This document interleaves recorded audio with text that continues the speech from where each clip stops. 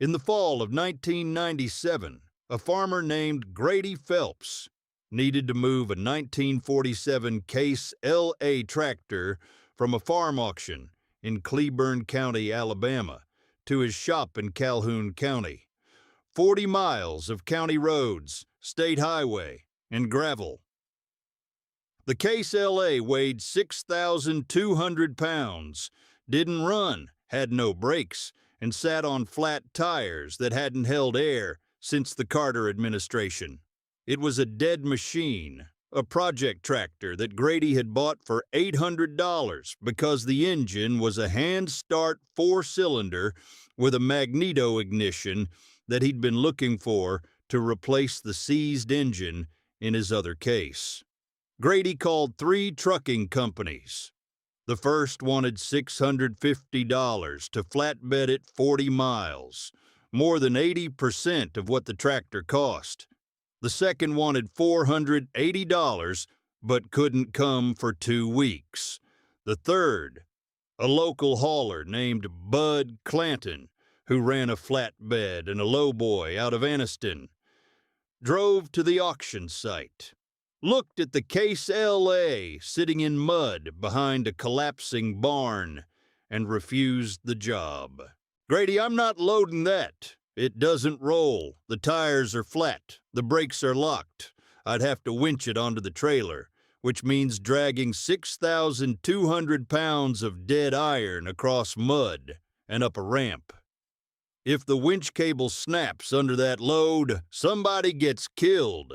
If the tractor shifts on the trailer, I'm liable. If we damage the auction property getting it out of that mud, the estate sues me. The answer is no. It's a tractor, Bud. It weighs 6,200 pounds. Your lowboy is rated for 40,000. It's not about the weight rating. It's about the liability. A dead machine with no brakes and flat tires on a muddy site is a liability problem, not a weight problem. Call a wrecker. Call a crane service. Don't call a flatbed. A wrecker wants $1,200. A crane service wants $2,400. I paid $800 for the tractor. Then leave it there." Grady did not leave it there. Grady was 63 years old. He'd been farming 200 acres in Calhoun County since 1966, and he'd been solving problems that professionals refused since before the professionals were born. The trucking company said no. The wrecker wanted more than the tractor was worth. The crane service was out of the question. What Grady had was 2 Farmall tractors, a set of log chains, a flatbed hay trailer, and 40 years of moving things that didn't want to be moved. Stay with me, because what Grady built in that auction yard and how he moved 6,200 pounds of dead iron 40 miles on county roads is why this story is still told at the co-op in Anniston. Let me tell you about the rig Grady assembled, because it wasn't 2 Farmalls hitched to a trailer. It was an engineering solution that used the tractors, the trailer, and the landscape in a way that no trucking company would have considered, and no insurance policy would have covered. Grady drove to the auction site the next morning with his 1966 Farmall 806, pulling his 20-foot flatbed hay trailer, and his son, Dale, following behind with the 1958 Farmall 560. The 2 tractors and the trailer arrived at 7 a.m. The Case LA sat where it had been sitting for 3 years, behind the barn, in mud that had been accumulating since the previous owner had parked it and walked away. The first problem was getting the case onto the trailer. It didn't roll. The tires were flat and bonded to the rims by 3 years of dry rotten mud. The brakes were seized. The brake drums rusted to the shoes. The linkage frozen solid.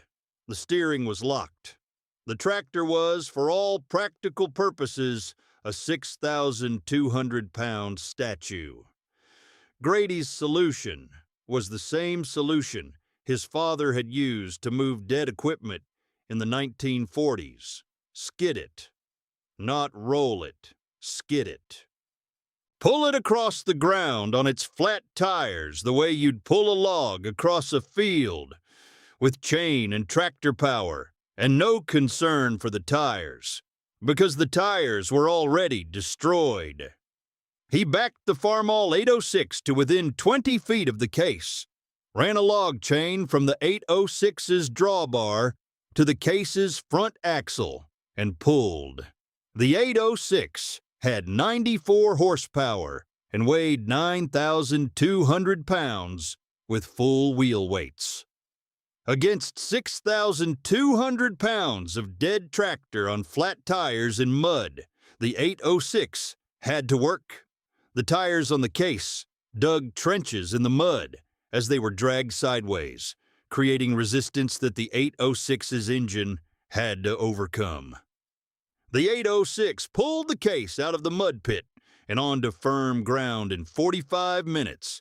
Slow, grinding first gear work, the chain tight, the 806's tires biting, the case plowing furrows in the mud behind it.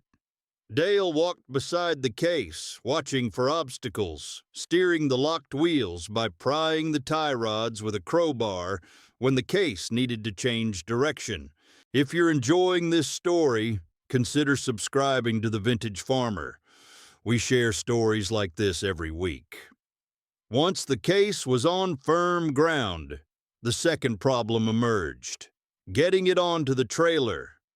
Grady's hay trailer was a flatbed, 20 feet long, no ramps, no winch, the deck 30 inches off the ground.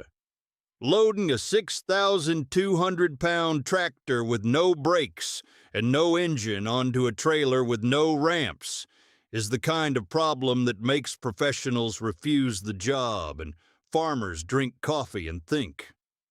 Grady drank coffee and thought.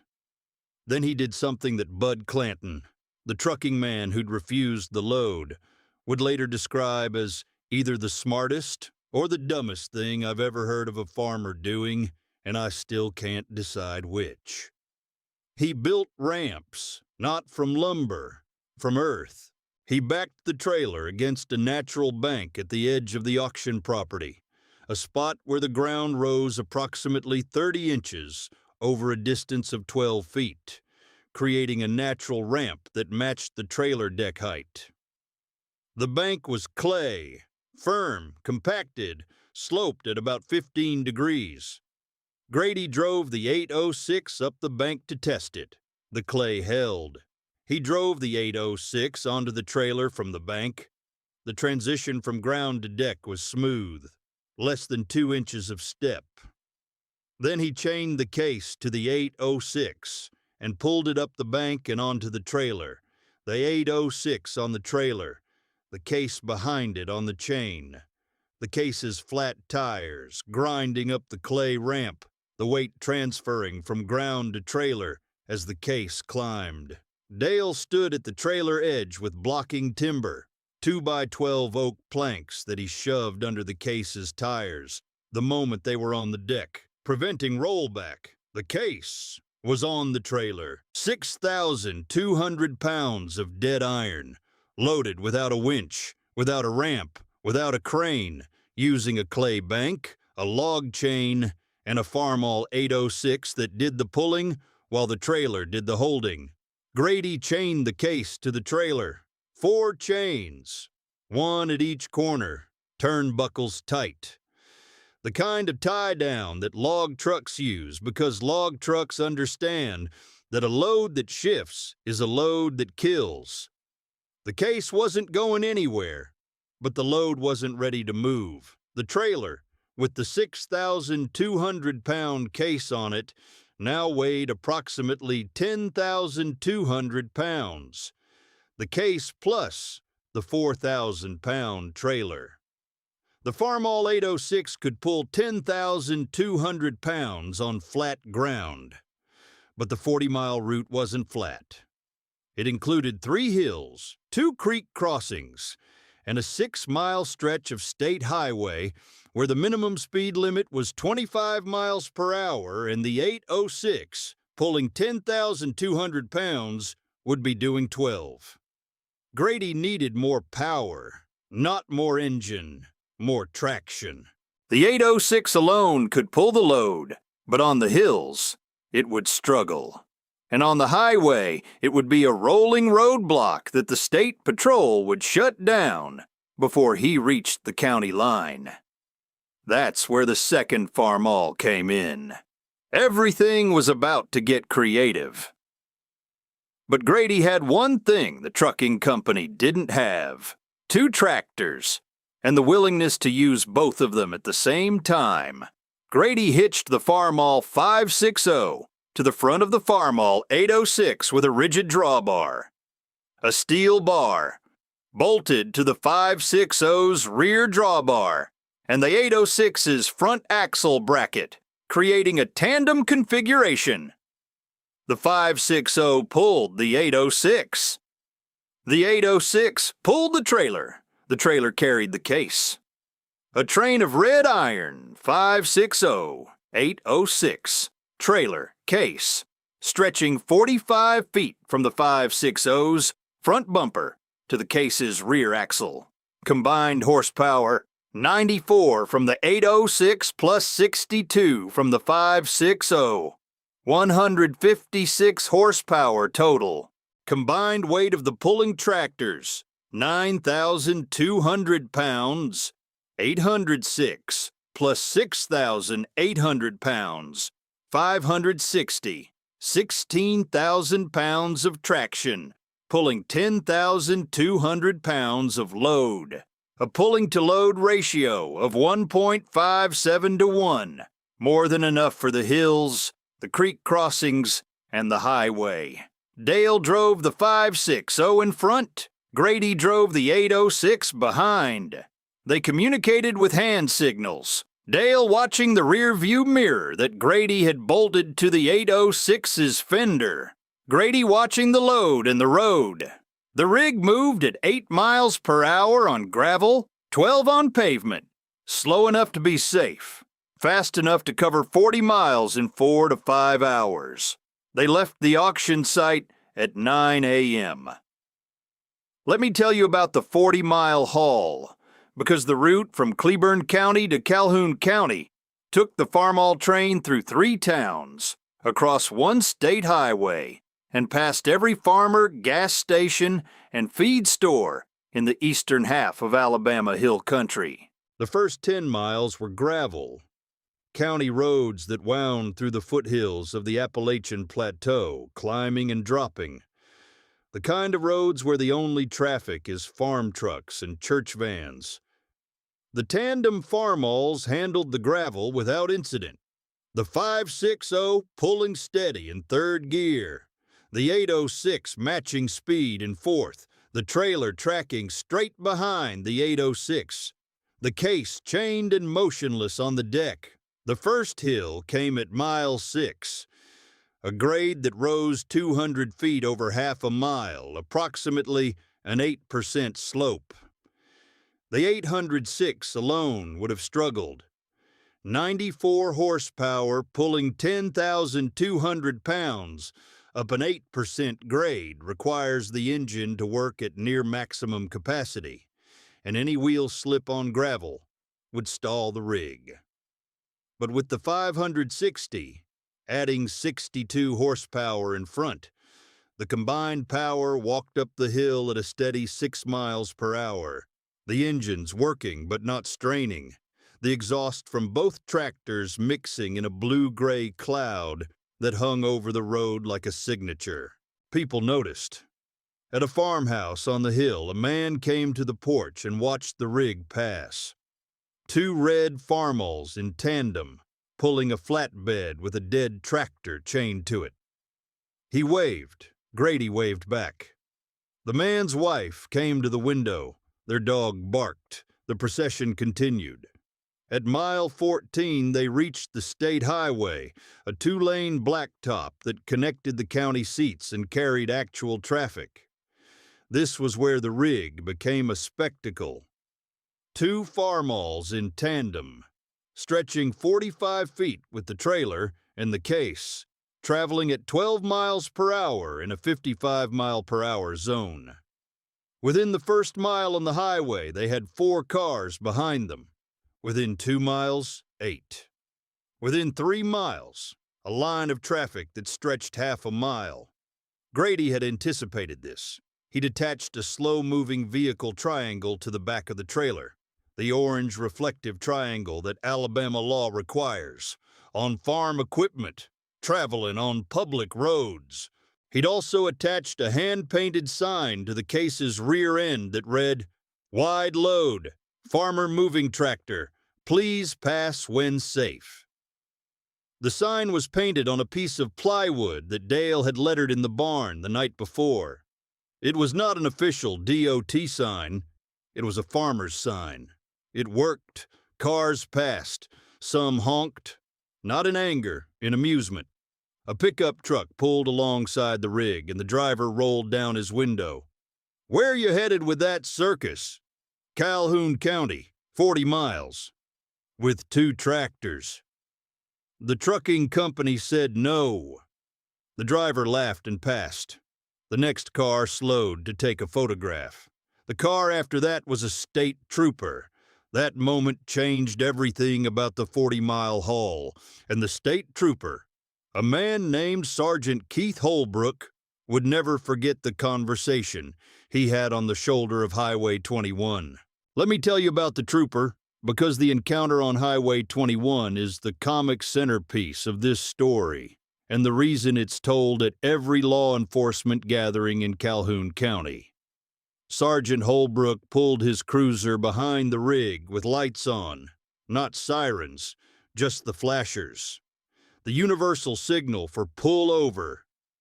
Dale saw the lights in the rearview mirror signaled with his hand, and both tractors eased onto the shoulder.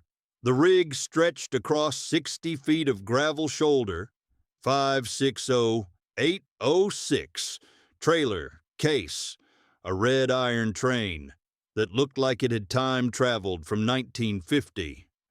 Holbrook walked the length of the rig. He looked at the tandem hitch, the rigid drawbar connecting the 2 tractors. He looked at the chain tie-downs on the case. 4 points, turnbuckled, professional. He looked at the slow-moving vehicle triangle. He looked at the hand-painted sign. He looked at Grady, sitting on the 806, and Dale sitting on the 560, and the dead case L.A. sitting on the trailer between them. "Gentlemen, I need to understand what I'm looking at." 2 Farmall tractors pulling a flatbed trailer with a 1947 case tractor on it, Grady said. "We're moving it from Cleburne County to my farm in Calhoun County. 40 miles. 40 miles. With 2 farm tractors hitched in tandem." The trucking company refused the load. Holbrook looked at the rig again. He'd been a state trooper for 14 years. He'd pulled over oversized loads, unlicensed commercial vehicles, and equipment haulers operating without permits. He'd never pulled over 2 farm tractors hitched together, pulling a 3rd tractor on a hay trailer with a hand-painted sign. "Is this legal?" "Farm equipment operating on a public highway under Alabama agricultural exemption. Both tractors are registered farm vehicles. The trailer is a farm implement trailer. The load is a farm tractor being transported for agricultural purposes.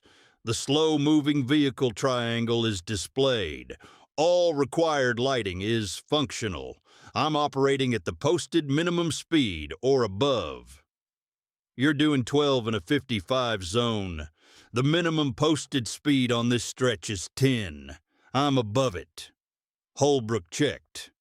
The minimum posted speed was, in fact, 10 miles per hour. Alabama agricultural exemptions allowed farm equipment to travel on state highways at any speed above the posted minimum. provided the SMV triangle was displayed and the equipment was moving to or from agricultural activity. Grady was legal. You've got traffic backed up behind you. I've got a sign that says, "Please pass when safe." They can pass. 2-lane road, clear sight lines, legal passing zone for the next 3 miles. Nobody's stuck. They're choosing not to pass. They're choosing not to pass because they're taking pictures. Holbrook was right. At least 3 cars in the line behind the rig had phones out the windows, photographing the tandem Farmall train.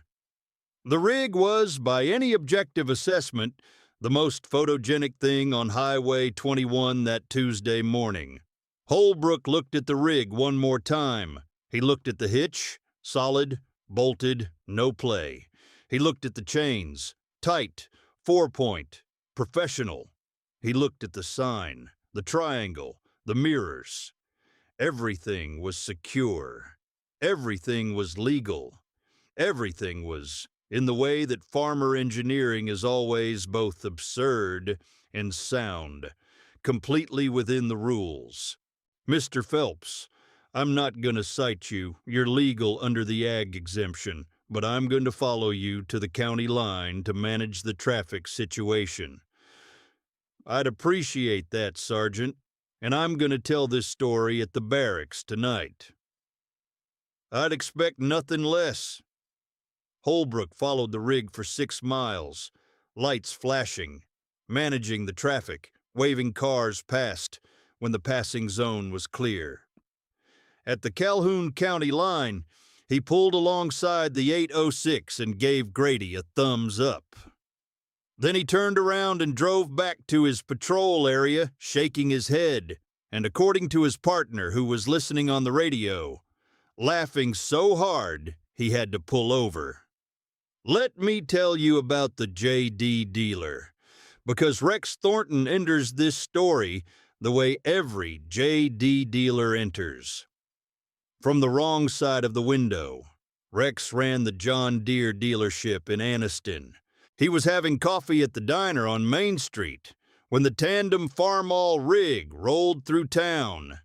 560, 806, trailer, case, rumbling past the diner window at 12 miles per hour. Rex looked up from his coffee, looked at the rig, looked at the 2 red Farmalls pulling a dead case on a hay trailer, and set his coffee down. Is that Grady Phelps? That's Grady Phelps. He's hauling a dead tractor with 2 Farmalls hitched together. The trucking company refused the load, so he built a truck out of 2 tractors. That's what it looks like. Rex watched the rig pass, the 560 in front, Dale at the wheel, the 806 behind, Grady at the wheel, the trailer with the case chained down, the hand-painted sign facing backward, wide load, farmer moving tractor, please pass when safe. A state trooper cruiser followed at a respectful distance, lights flashing. He's got a state trooper escort. Looks like it. Grady Phelps is hauling a dead case tractor through downtown Anniston with 2 Farmalls and a police escort. I sell trucks. I sell equipment trailers. I sell hauling solutions. And Grady Phelps just solved his hauling problem with 2 tractors from the 1960s and a hay trailer. Rex drove to Grady's farm that afternoon. Grady was in the barn, unloading the case from the trailer, backing the 806 up to the same kind of natural bank he'd used for loading, gravity sliding the case off the deck, blocking the tires as it hit level ground. The unloading took 30 minutes. The case was in the barn. The Farmalls were unhitched. The 40-mile journey was complete. Grady! Rex! I watched you drive through town this morning. Half the town watched me drive through town this morning. 2 Farmalls in tandem, a hay trailer, a dead case, a police escort. The escort was voluntary. Sergeant Holbrook thought the traffic situation needed management. I sell equipment trailers, Grady. I sell trucks and lowboys and hauling rigs. My cheapest trailer with a winch is $12,000. You moved 6,200 pounds, 40 miles with 2 tractors you already own and a trailer you use for hay. The load had to move. The trucking company said no. The wrecker wanted $1,200. My tractors said yes. Total cost, 28 gallons of diesel at $1.15, $32.20. Plus Dale's time, which he says I owe him a steak dinner. Call it $50 total.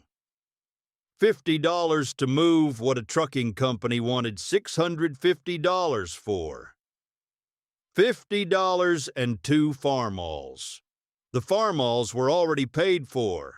The diesel was in the tank. The chains were in the barn. The trailer was in the shed. The only thing I spent was fuel and time. And the time was... Grady paused. The time was the best 5 hours I've had this year. 40 miles of county road, with my son driving the lead tractor and a state trooper following us through town with his lights on. It's not a hauling job, Rex. That's a Tuesday. I'll remember when I'm 90. Rex shook his head. He'd been selling hauling equipment for 20 years, and he'd just watched a farmer solve a hauling problem for $50, using equipment from the 1960s, a clay bank, and the agricultural exemption that he'd cited from memory to a state trooper. I sell solutions, Rex said, and your solution cost a fraction of mine and came with a better story. My father used to say the best equipment is the equipment you already own. A $12,000 trailer with a winch solves the problem once. 2 farmalls and a hay trailer solve it every time for free. Let me tell you about the aftermath, because the tandem farmall haul became the most talked about equipment move in Calhoun County for the rest of the decade. The photographs from the highway made it to the co-op bulletin board within a week. Grainy, shot from car windows, showing the red farmall train stretching down Highway 21, with the trooper cruiser behind it. Someone added a caption, "Phelps Trucking, no load refused." The caption stuck. For the next 5 years, if a farmer in Calhoun County needed to move something heavy and the trucking quote was too high, someone would say, "Call Phelps Trucking," and everyone would laugh. And Grady would get the call, and more often than not, Grady would show up with the farmalls and the hay trailer, and the problem would be solved for the cost of diesel. Grady moved a 1939 John Deere B for a neighbor in 1999, 30 miles, the same tandem rig. He moved a broken hay baler in 2000, 22 miles. He moved a stone boat loaded with 4,000 pounds of creek rock in 2001, 8 miles. Each time, the tandem farmalls pulled, Dale drove the lead, and the farmers of Calhoun County added another chapter to the legend of the man who turned 2 tractors into a trucking company. Bud Clanton, the trucking man who'd refused the original load, saw Grady at the diner 6 months after the haul. He'd heard the story. He'd seen the photographs. He'd been hearing about it from every customer who'd been quoted a trucking price and responded with, "Grady Phelps would do it for $50. Grady, Bud, you hauled that case 40 miles with 2 tractors. I did. I told you it was impossible. You told me it was a liability problem. For you it was. For me it was a diesel problem. I had diesel. Problem solved. A state trooper followed you. A state trooper verified that I was legal and then managed traffic. He didn't cite me, he gave me a thumbs up at the county line. You're putting me out of business. I'm not putting you out of business, bud. You're still the only flatbed in Anniston. But when you say no, I say yes. That's not competition. That's coverage. Bud laughed. It was the laugh of a man who'd been outperformed by a farmer with 2 tractors and a hay trailer. The same laugh that every professional gives when an amateur solves the problem the professional refused. Let me tell you how this ends. Grady Phelps farmed until 2008, when he retired at 74. The 1966 Farmall 806 and the 1958 Farmall 560 are both in the barn. The rigid drawbar that connected them in tandem is hanging on the barn wall beside the log chains, the turnbuckles, and the hand-painted wide load sign. Dale, Grady's son, took over the farm and the equipment. He's used the tandem rig twice since Grady retired.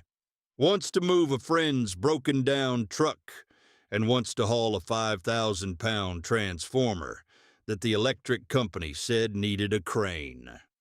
The Case LA that started it all is in Grady's barn, fully restored. Grady pulled the magneto from it, the part he needed for his other case, and then, because he couldn't help himself, rebuilt the entire tractor over 2 winters. New rings, new bearings, fresh paint, new rubber.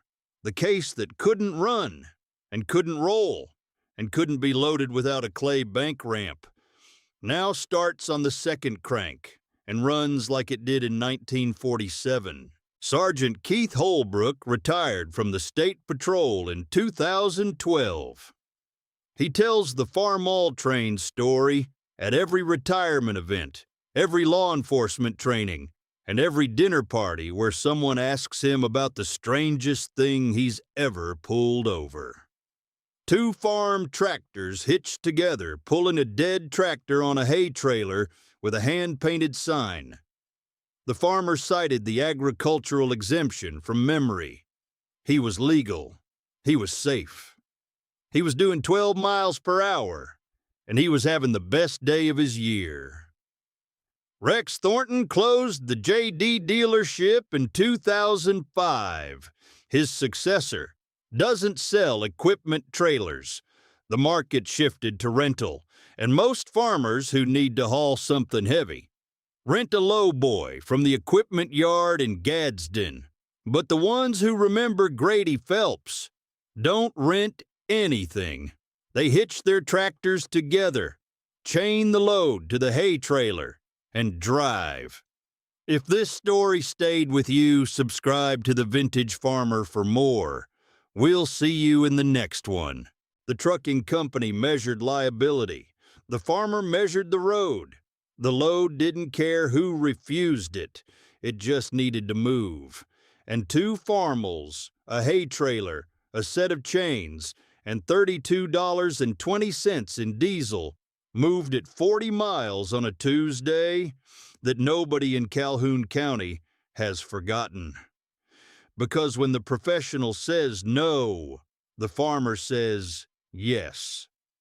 And the farmer's yes comes with a police escort and a hand-painted sign.